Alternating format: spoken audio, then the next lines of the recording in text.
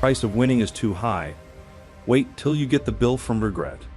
Discipline weighs ounces, regret weighs tons. The price of regret is much heavier than the price of discipline. You never want to wake up one day, 1 week, 1 month, 1 year down the road and go, shit, man, I wished I would have listened to my gut. I wish I would have done this thing. You don't want to live in regret. If there's something you want to get done, and work your relationships, it's cool, whatever it is, do it. You can have a new year, but it don't mean jack diddly if you don't have a new mind. No more fucking around. You want your life to be better? I can't help you. Only you can help you. Wake yourself up. In setting goals, it's very simple. Number one, decide what you want. You just take a little time. You sit down and say, what do I want? What kind of skills do I want? What kind of income do I want for the future? Where would I like to go? Places I'd like to visit. Habits I'd like to acquire. Skills I'd like to have. You just take a little time to think about what you want. Economics, friendships, people you'd like to meet, places you'd like to go. You just take some time. And then I suggest, when you've thought about what you want for the future, make a list. Just jot it all down. It's really a very simple process. Get together with your family, your wife, your husband, your children, your business colleagues, and make it one of the major fundamentals in your life. Constantly setting, rearranging, evaluating, and strengthening the purpose of your goal. Self-confidence. Where does self-confidence come from? And this is the best advice I can give you on that.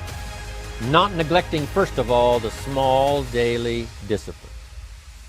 Self-confidence really comes from feeling good about yourself.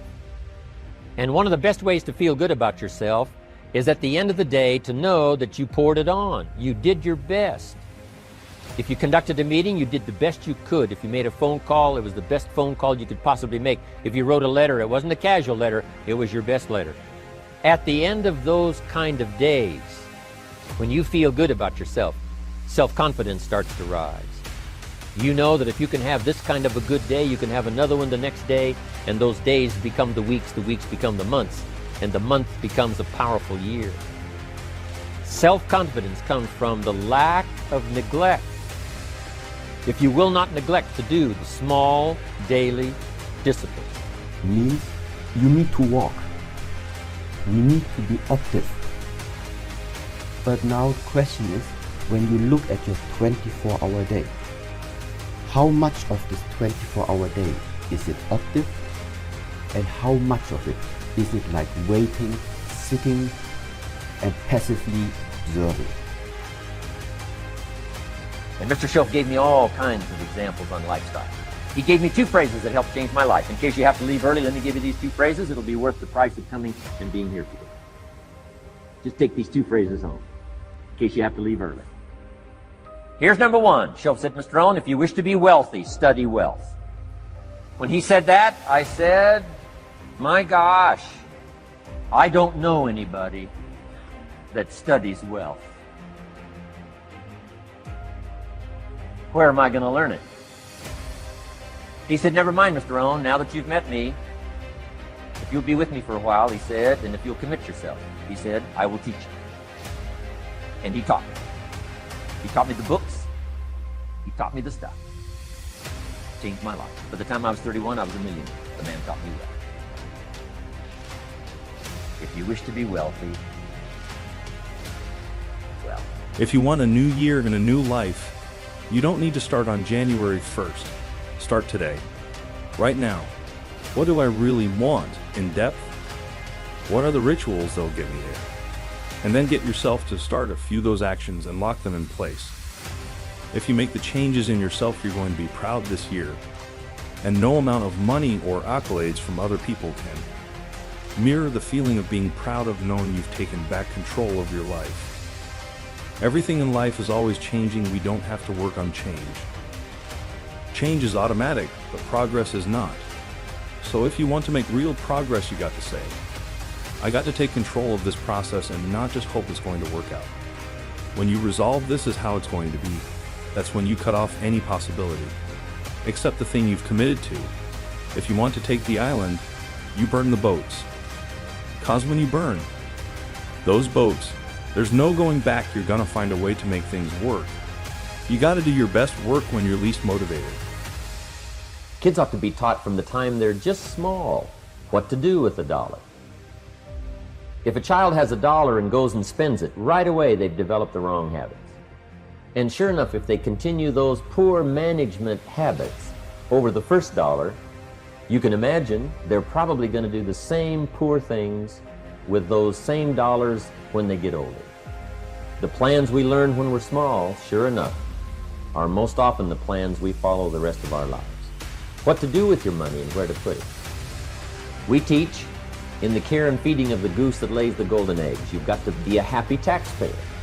You've got to make sure some of your money goes into financial institutions so that successful people can borrow it and start other businesses that employ more people. You've got to make sure that you give some of your money for charity. So for charity and for taxes and for savings and for the accumulation of capital, it's very important to have a management plan.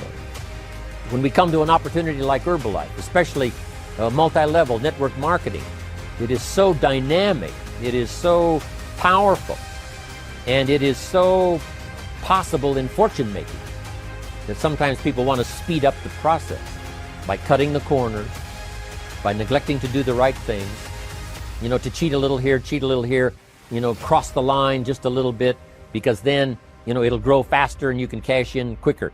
Not necessary here. Doing Herbalife right will build your fortune longer and stronger than trying to cut the corners and not doing it right. Vitally important. Building and developing your own character. Here's the next key power, and that's image. There's many parts to image. The image that others see you as, the image you have with other people. And it's very important how other people see you.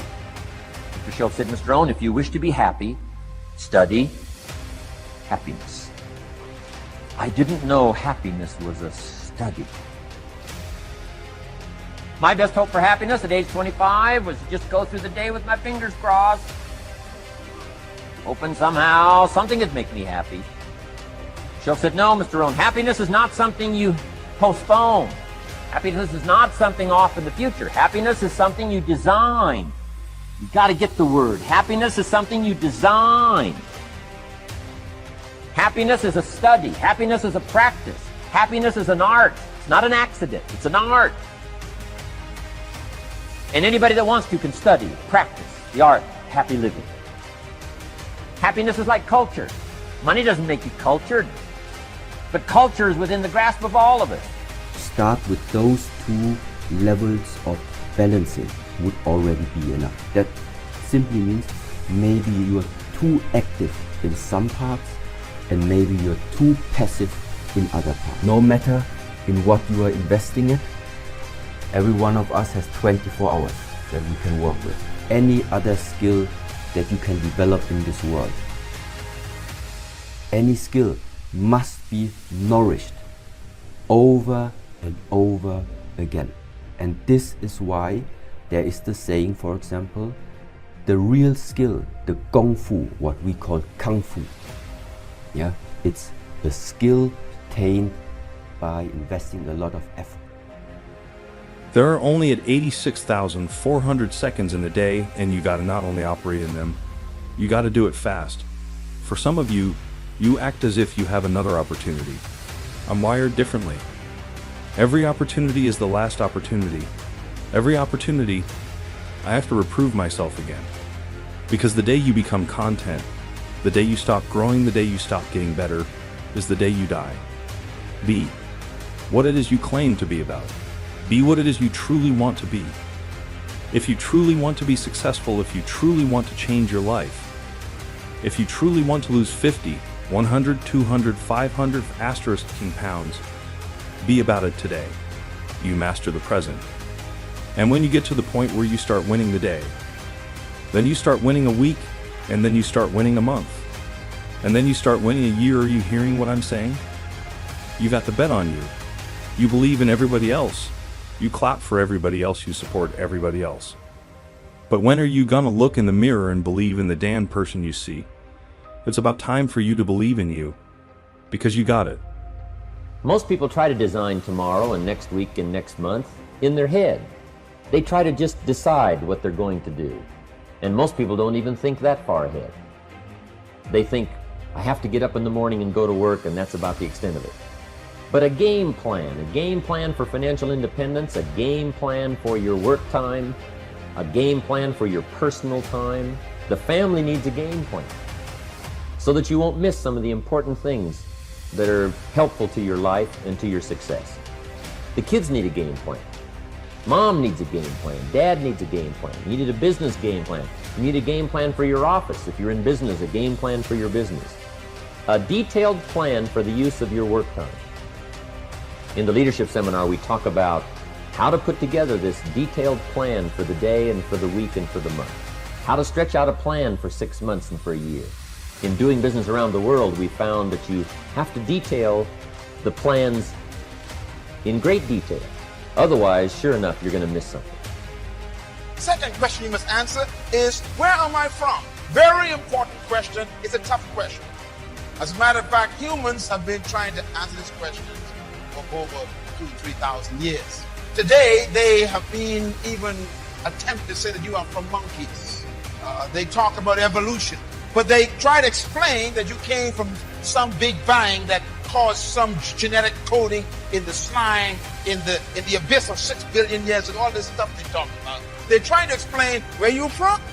You see, until you know where you're from, you don't know who you are. What is your source? Where did you come from? It's a very important question.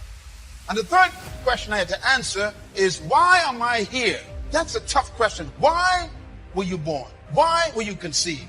Why are you on this planet right now? Why did you come to Earth? These are tough questions.